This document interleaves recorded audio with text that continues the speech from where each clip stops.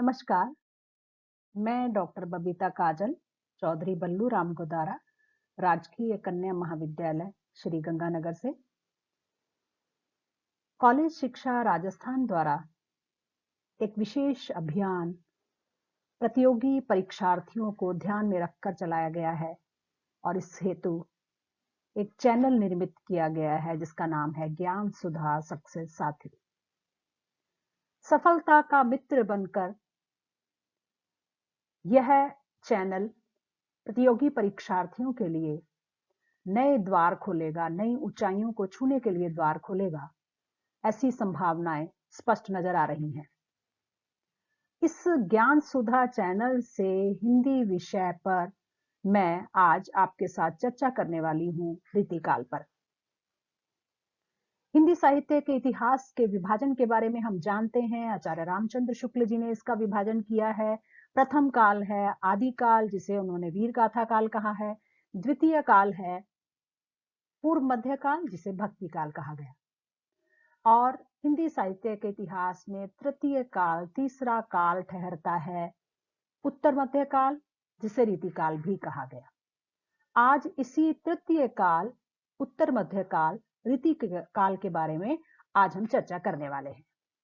आइए हम सबसे पहले देखते हैं कि हम आज कौन कौन से बिंदुओं को छुएंगे रीतिकाल से संबंधित। आइए सबसे पहले हम एक नजर डालते हैं कि आज हम रीतिकाल पर बात करते हुए रीतिकाल के किन किन बिंदुओं को स्पर्श करेंगे। सबसे पहले हम चर्चा करेंगे रीतिकाल की समय सीमा व नामकरण पर। रीति शब्द से तात्पर्य। संस्कृत काव्य शास्त्र में रीति शब्द क्यों रूढ़ है, उसका रूढ़ अर्थ क्या है संस्कृत काव्य शास्त्र में, यह समझेंगे। रीतिकाल के आधार संस्कृत ग्रंथ कौन से हैं, इन पर चर्चा। रीतिकाल का विभाजन किसने किया है, किस रूप में किया है, क्या नाम दिए हैं, इस पर चर्चा करेंगे। रीति शास्त्र का प्रथम ग्रंथ कौन सा है, रीति शास्त्रीय परंपरा का सूत्रपात कहां से हुआ, और रीति काल का प्रवर्तक कवि किसे कहा जाना चाहिए, भिन्न भिन्न विद्वानों की राय हम देखेंगे। इसके अतिरिक्त कुछ और विशिष्ट तथ्यों पर बात करते हुए अंत में हम बात करेंगे रीतिकाल की प्रेरक परिस्थितियों पर। कौन सी ऐसी राजनैतिक, सामाजिक, साहित्यिक, कलात्मक और सांस्कृतिक परिस्थितियां थी जिसके कारण रीतिकालीन काव्य का जन्म हुआ।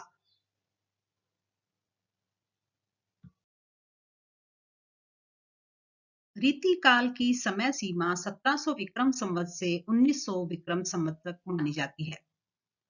अगर हम ईस्वी में परिवर्तित करके बात करें तो 1643 ईस्वी से 1843 ईस्वी।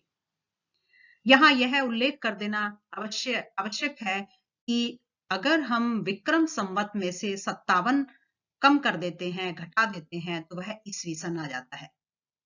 तो यहाँ भी अगर हम विक्रम संवत में बात करते हैं 1700 से 1900, और अगर हम ईस्वी सन में बात करते हैं तो 1643 ईस्वी से 1843 ईस्वी तक रीतिकाल की समय सीमा ठहरती है।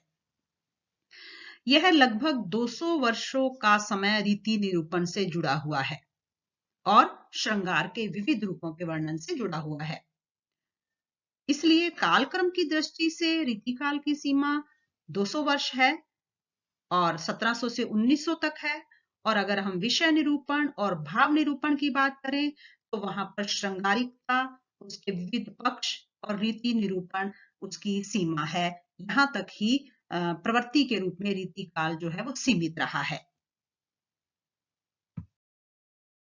रीतिकाल के नामकरण को लेकर प्रतियोगी परीक्षाओं में अक्सर प्रश्न पूछा जाता है। रीतिकाल के नामकरण के संबंध में विभिन्न विद्वानों के अलग अलग मत हैं। मिश्र बंधुओं ने इसे अलंकृत काल कहा है, लेकिन अलंकरण की प्रवृत्ति वहां है, यह तो अवश्य है, लेकिन अन्य काव्यांगों को भी वहां यथेष्ट स्थान मिला है। अलंकृत विशेषण इस युग की कविता पर भले ही लागू हो जाए, लेकिन लक्षण ग्रंथों पर लागू नहीं होता जिनकी प्रचुर रचना इस काल में हुई है। अलंकृत का नामकरण संकुचित अर्थ का द्योतक होने के कारण विभिन्न काव्यांगों रस से संपन्न इस काव्य के उपयुक्त नहीं बैठता।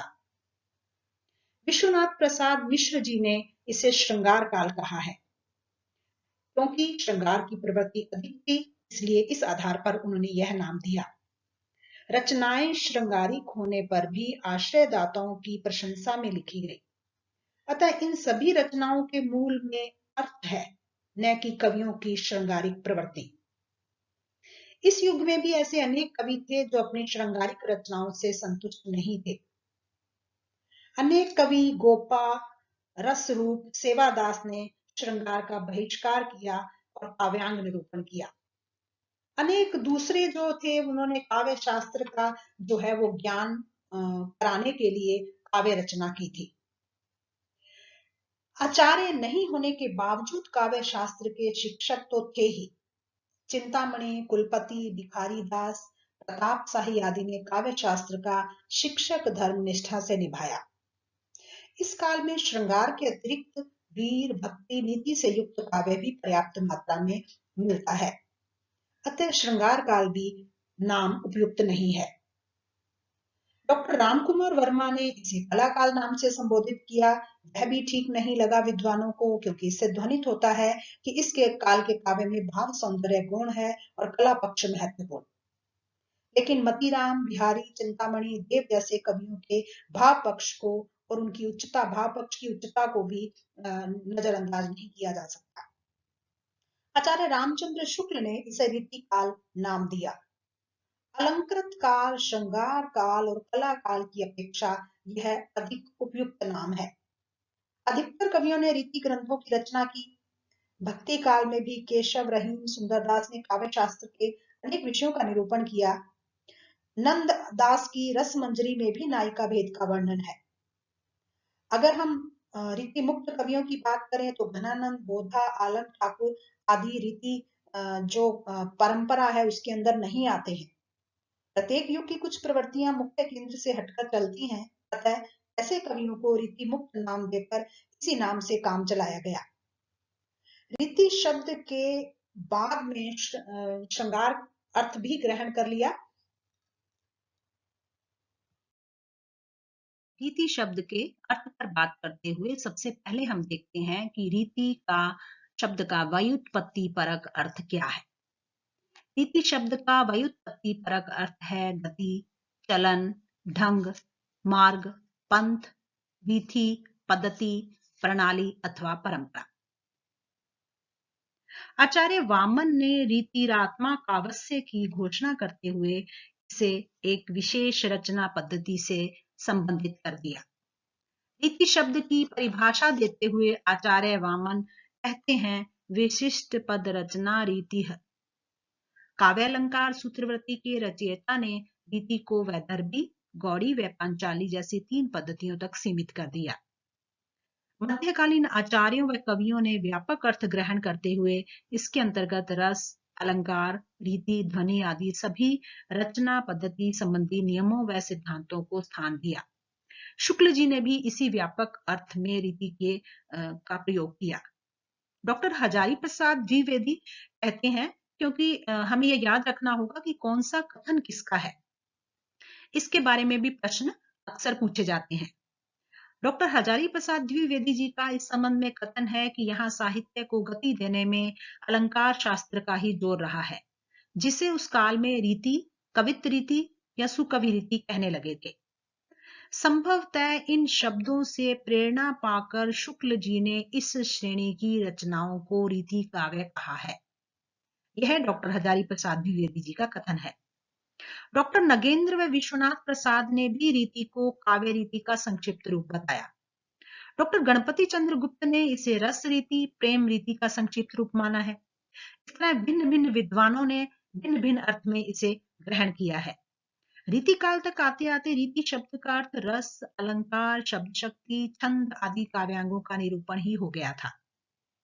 हिंदी में रीति शब्द का अर्थ है काव्य के लक्षण अथवा उनके आधार पर की गई रचना।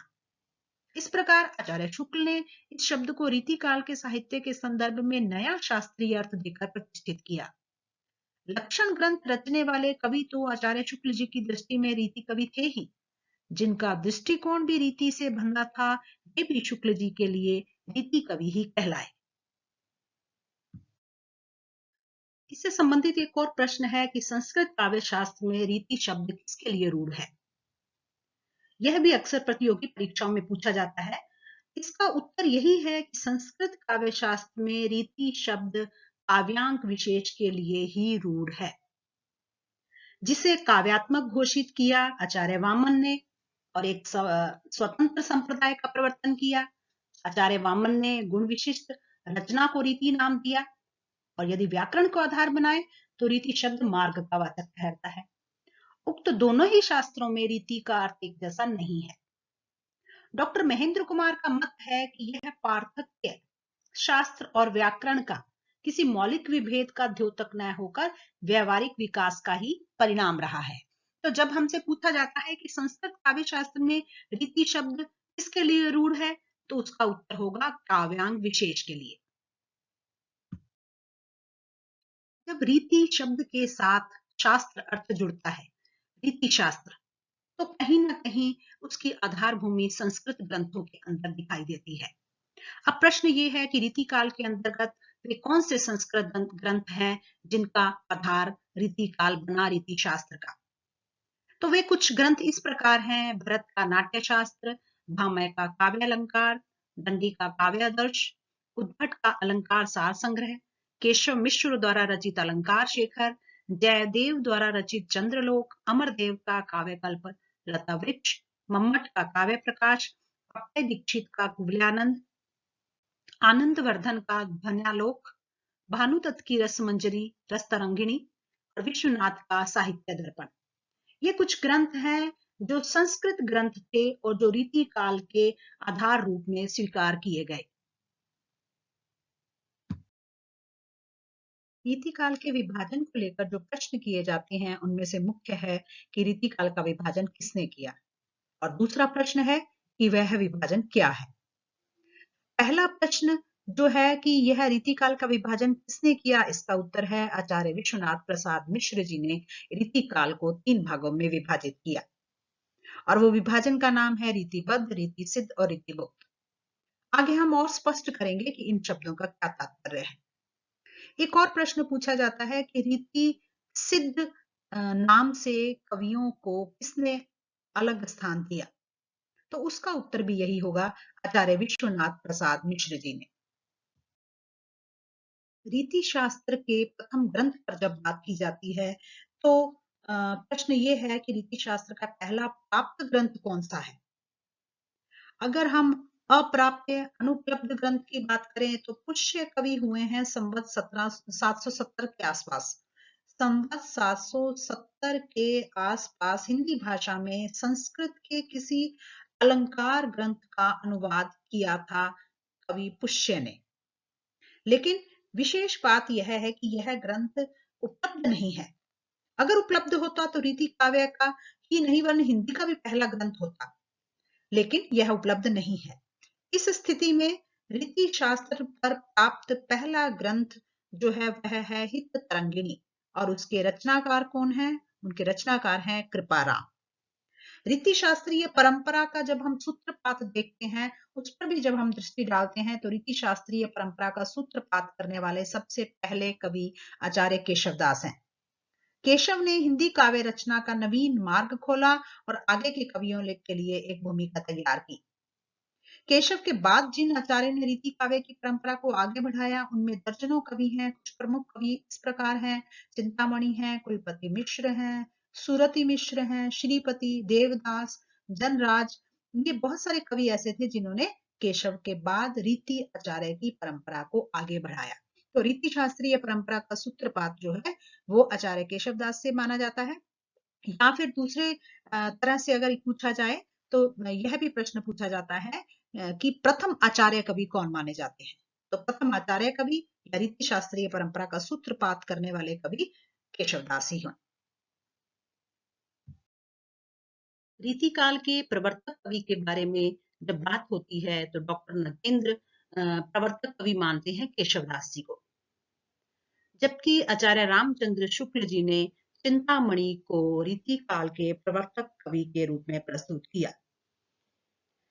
रीति काव्य की अखंड परंपरा का प्रारंभ आचार्य शुक्ल ने चिंतामणि से माना है। केशव और चिंतामणि के समय में लगभग 50 वर्ष का अंतराल है और सर्वमान्य मत यही है कि केशव रीति काव्य परंपरा के प्रथम आचार्य हैं, प्रथम प्रवर्तक कवि हैं।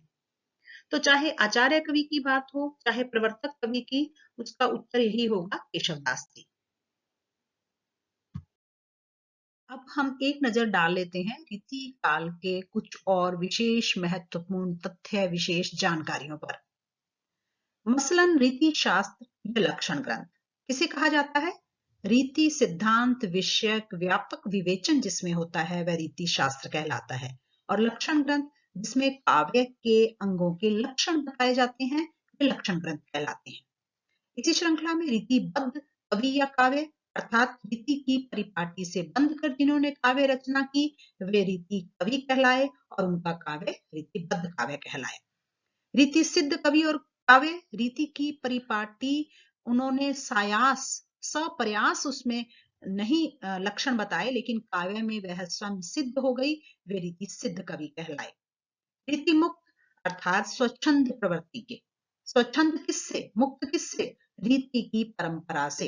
रीति परिपाटी से मुक्त काव्य रचना जिन कवियों ने की वे रीति मुक्त कवि कहलाए और उनका काव्य रीति मुक्त काव्य कहलाया।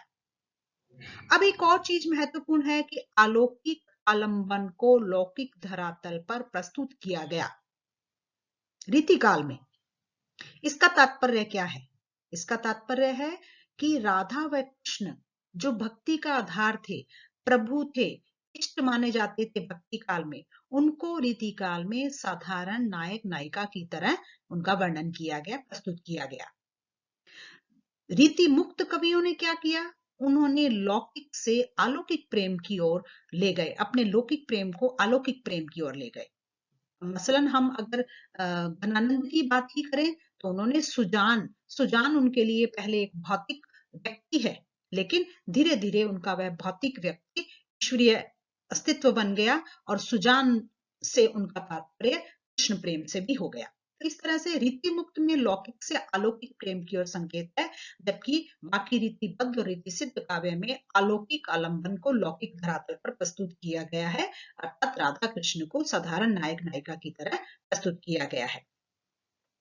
अब एक और प्रश्न पूछा जाता है कि इस काल के काव्य को दरबारी कवि काव्य क्यों कहा जाता है या दरबारी कवि क्यों कहलाते हैं?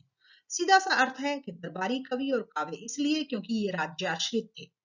रीति काल के अधिकांश कवि किसी न किसी राजा के आश्रय में रहते थे, दरबार में रहते थे, और वही उनके जीविकोपार्जन का साधन भी था।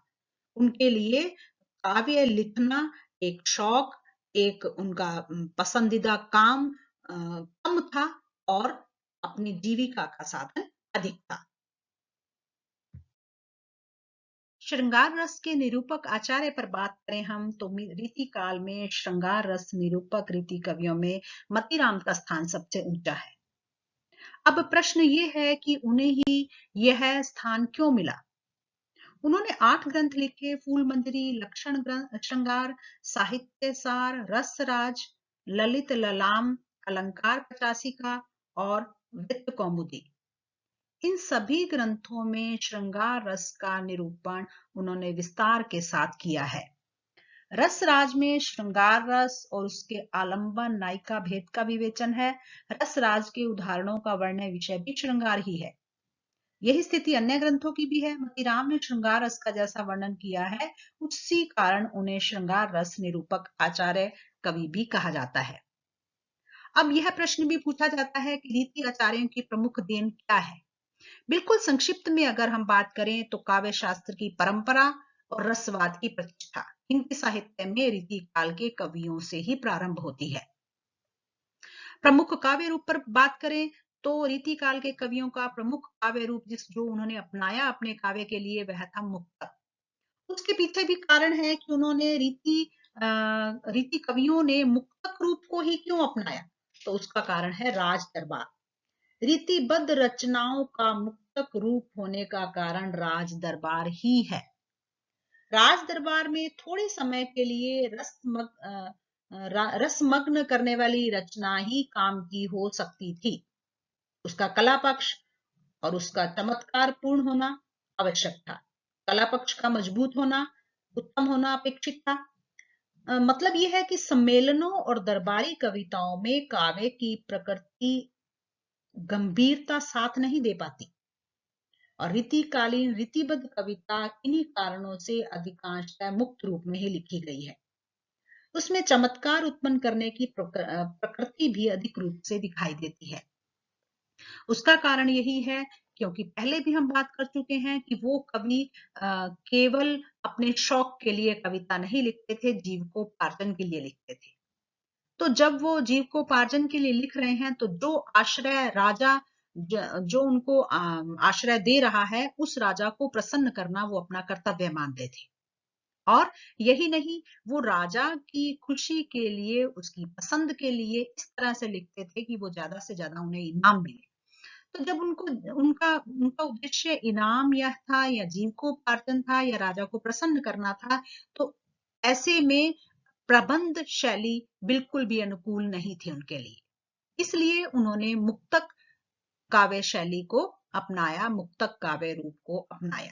तत्काल उसका प्रभाव होता था और तत्काल उन्हें उसका इनाम या उसकी प्रतिक्रिया प्राप्त हो जाती थी। अब है परकीय प्रेम वर्णन किसके प्रभाव से आया। यद्यपि रीतिकाल के काव्य में स्वकीय प्रेम वर्णन भी मौजूद है, लेकिन जो परकीय प्रेम वर्णन है वो अगर प्रश्न पूछा जाता है किसके प्रभाव स्वरूप आया, तो वह है फारसी के प्रभाव स्वरूप। रीति साहित्य की भाषा ब्रज भाषा रही है, और रीति काव्य में जब वीर भाव का पोषक कवि, इस पर प्रश्न पूछा जाता है, तो रीति काव्य में जो वीर भावना जो है वो श्रृंगार के साथ व्यक्त हुई है।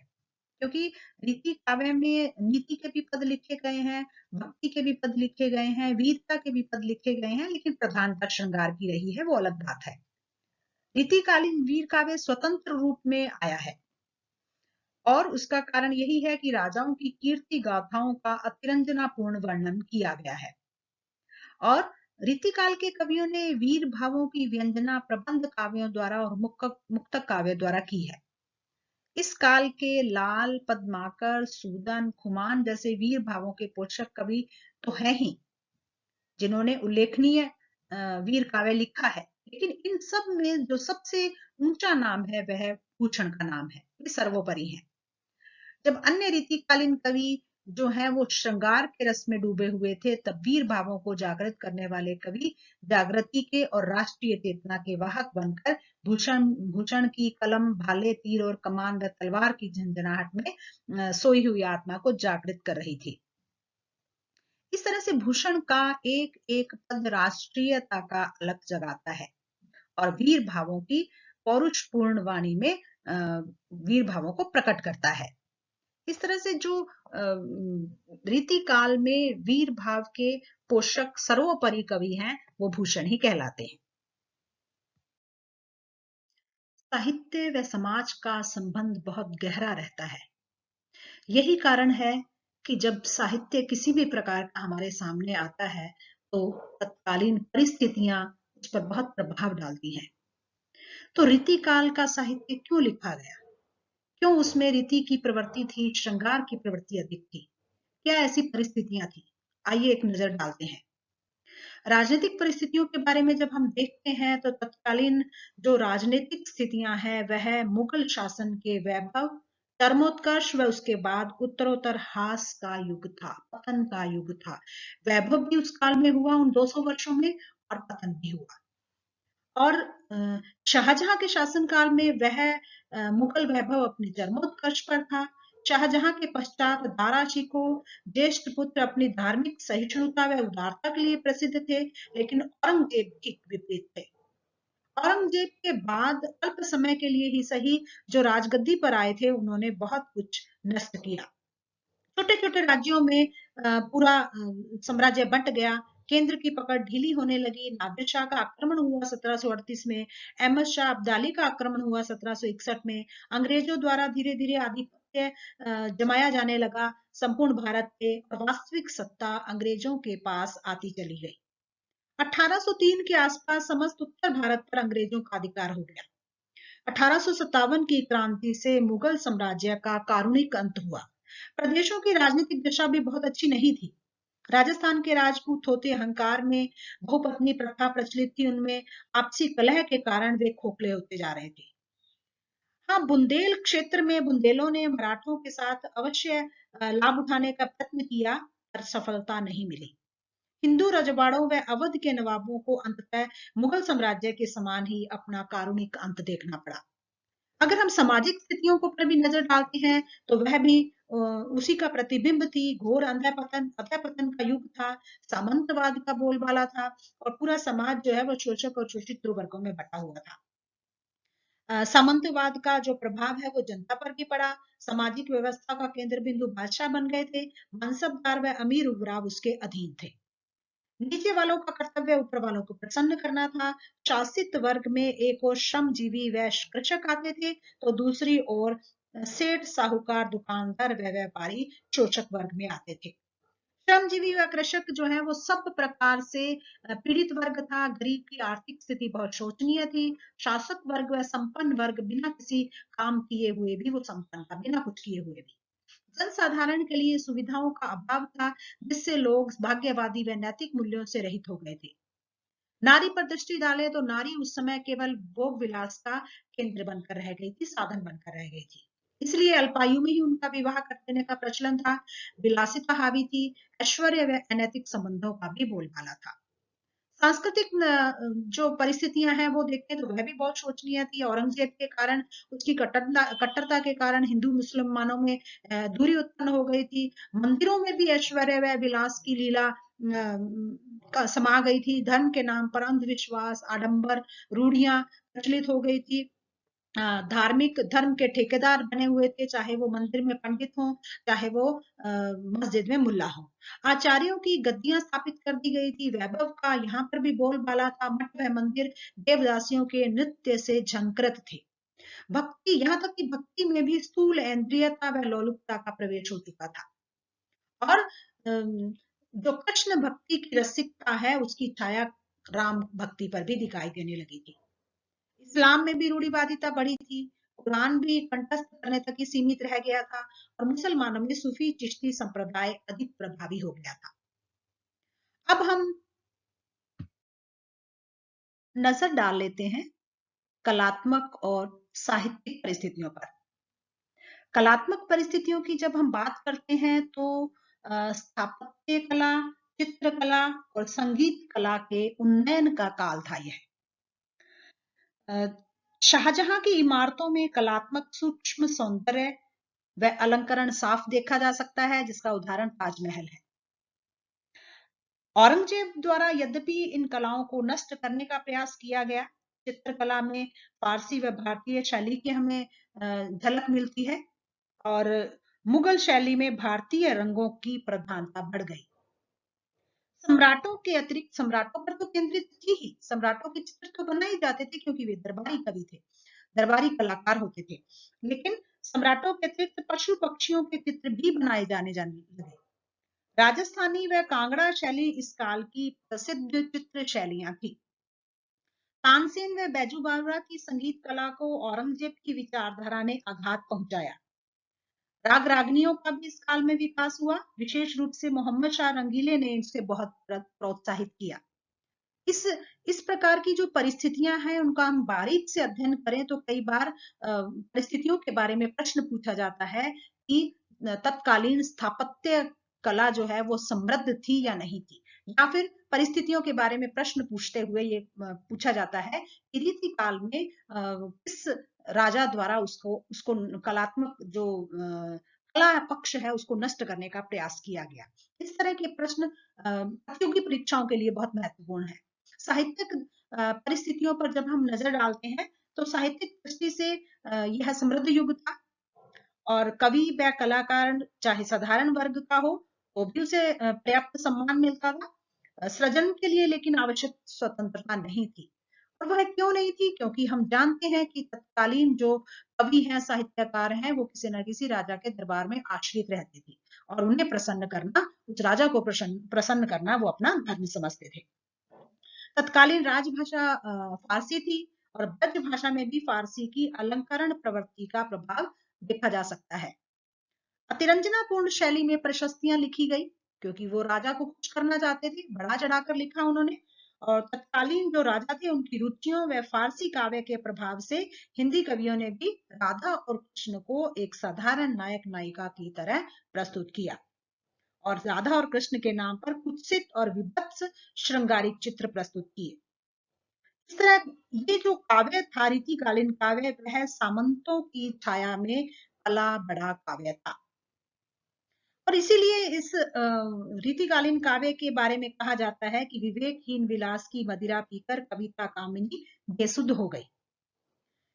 इस काल का जो काव्य है उसमें स्वार्थग्रस्त राजनीतिक सामंती वातावरण से प्रेरित सामाजिक अव्यवस्था, विलासपूर्ण वैभव से युक्त प्रदर्शन प्रधान व अलंकरण की प्रवृत्ति से पूर्ण काव्य था। यह जो तत्कालीन परिस्थितियां थी उनका स्पष्ट प्रभाव जो है वो रीतिकालीन काव्य पर दिखाई देता है। इसका जो दुष्प्रभाव एक यह भी हुआ कि कलाकार की जो स्वतः स्फूर्त चेतना थी वो स्थूल रूप से कहीं ना कहीं नीचे दबकर रह गई थी। वह अपनी अपनी कला को उभार नहीं सकता था क्योंकि उसके ऊपर एक दबाव था, राजा का दबाव था और उस राजा के दबाव को अनुपालन करना वह अपना कर्तव्य समझता था। तो ये जो रीतिकाल का हमने अध्ययन किया है, रीतिकाल की परिस्थितियों का अध्ययन किया है और बहुत कुछ महत्वपूर्ण चीजें हैं जिस पर हमने आज चर्चा की है। आज के लिए इतना ही। धन्यवाद।